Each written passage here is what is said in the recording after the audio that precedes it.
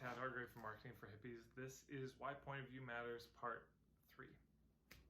And one of the things that occurred to me, I've studied with this fellow Stephen Jenkinson for a number of years, and one of the things he speaks about a lot is this mania for fixing that we have in modern society. And the trouble is we're trying to fix things that we don't understand. So before having a real proper diagnosis, we're already into solution mode. And, there's the old carpenter's rule, measure twice, cut once. And we haven't even measured, and we're already cutting. But that instinct to impose solutions on situations you don't yet understand, to me, is indistinguishable from Europeans showing up on the shores of what's now called North America or Australia or New Zealand or you name it, Africa, India, and imposing Europe on a place they didn't understand. It's still colonization of the world. And we do this all the time.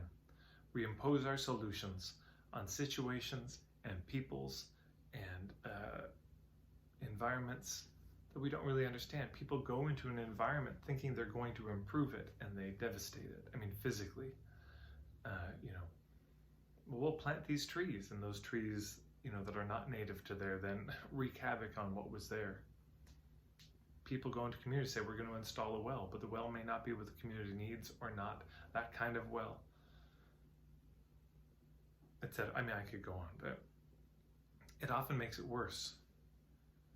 And it's often just another iteration of the same thing you were trying to get away from.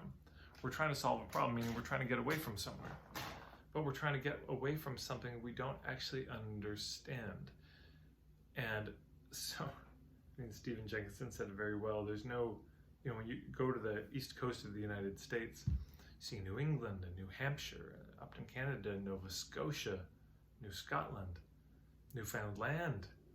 No, there's nothing new in most of these places. It wasn't New York, it was York again. Not New Hampshire, Hampshire again. Not New Europe, Europe again. So often the solution that we create contains the very problem. The unmetabolized, undigested troubles appear in our solutions. It's the classic thing of people who are oppressed finally getting power and then becoming the oppressor. Once we get in power, things will be different. That's the glorious revolution. And what happens on the other side? Well, say hi to the new boss, same as the old boss. The king is dead. Long live the king. So it's really important that we do our work to understand why was this problem here? How did it come to be? What befell a people that this is suddenly amongst us? And that's at the personal, the individual level, the interpersonal level, and at the institutional, cultural, societal level, and historical. How did it come to be this way? I don't even know if why is the best question. Who knows? But how? How did we get here? Is a really important question. So often people just want a fresh start. People move to a new community and discover that they are there. There's a story about the man, he walks up to an edge of town. There's an old man sitting there at the edge of town. The old man says, "Oh, hello, stranger." He says, "Oh, hello, old man." And he says, "What brings you on the road today?" He said, "Well, I'm coming from this town up there, and looking for a new place to live, and I'm wondering about this town here. Maybe you could help me and save me the time going in to see." And the old man says, "Oh, well, I'd be happy to tell you. I've lived there my whole life. But I'm curious, what was the town that you come from? What was that town like?" "Oh, God, terrible place. Just sadly, the people are just all dishonest. They would just screw you, given a chance. There's just con men everywhere. And people are vicious and cruel, frankly unattractive as well. It's just a terrible place. I'm glad to get out of there." And the old man says, "I'm so glad I asked you that, because this town is much the same, I can tell you. You won't find anything different here. The man says, well, I'm glad I met you, old man, and saved me the trouble. I'll keep walking. So he keeps going. Well, a little later that day, another man comes. He says, well, hello there, stranger. Well, hello, old man. What brings you on the road today? He says, well, you know, it's time to leave town and set off on a new adventure, find a new place. And, you know, I'm thinking about this town, and good that you're here on the side of town. You could save me some time going in. Would you mind telling me? Oh, I gotta sneeze. Oh. Would you mind telling me a bit about this town? And old man says, well, I'd be happy to. I've lived here my whole life. He said, but before I do, the town you come from, what's that town like?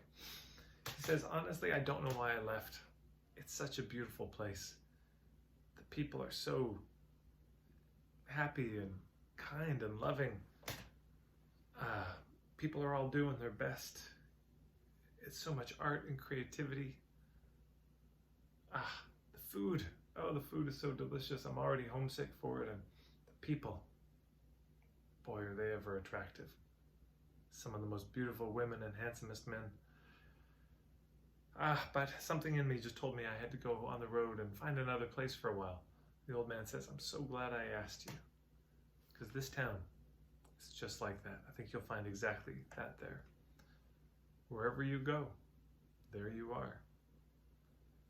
And if we don't look at how we're seeing things, we end up seeing the same things. You can't solve a problem at the same level of thinking that created it. Carl Jung, I think, said something about the most, difficult problems we face can't be solved, only outgrown. But absent that kind of deep, deep, deep learning of how things came to be the way they are, we panic. We're desperate. We do something. You just got to do something. But sometimes doing something is not better than doing nothing. Sometimes it makes it worse. Panic is not a good strategy. But this is what people are left with when they don't have a solid perspective, when they don't have a solid point of view. They're left with a sort of flailing. And that often does make it worse. Very difficult to save a drowning person. The flailing that you're doing while you're drowning and somebody's trying to rescue you, you think it's helping you, but it's not helping you. So, there's that old adage, those who don't know history are doomed to repeat it. And then the other one, the follow-up, we've learned from history, but we do not learn from history.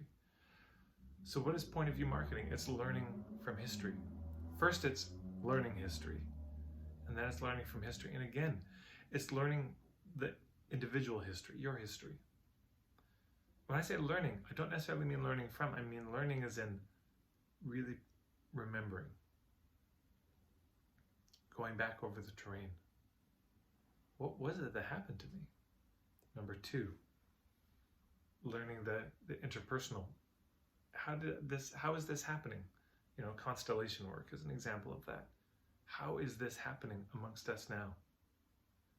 Then there's the institutional, the collective, the societal, the historical learning. What befell a people that we ended up here like this? And once you've learned it, then you can learn from it. Then you can start to distill some pithy lessons. Those proverbs, those Sheneklan, they can come. But they have to come from seeing the way it is first. And to do that, we've got to slow down. This doesn't happen quickly. Bayo Kamalafi, I'll put a link to this below. He had a video called The Times Are Urgent. Let Us Slow Down. I think it was filmed in Victoria, where I am now. The times are urgent. Let us slow down. A good woman, Lily Allen, as a group bepresent.org, does the most incredible work around racism, classism, gender issues. She was very clear about this, around healing these divides. She said, we don't get a fresh moment with each other unless we create it. But the way that it's created is we have to slow it up. We've got to go slowly. Because the temptation is, you're sitting in a difficult conversation, you get triggered, and then we start talking faster and talking over each other. Instead of pausing and saying that reaction, let's slow down. What just happened for you there? which is then, of course, connected to some story. And so then we hear the story, and we begin to very slowly, it seems so painfully slow, we begin to heal these things. But in healing it, and really learning first, and then learning from second, we actually have something worth passing on. And we begin to create things out of this new understanding.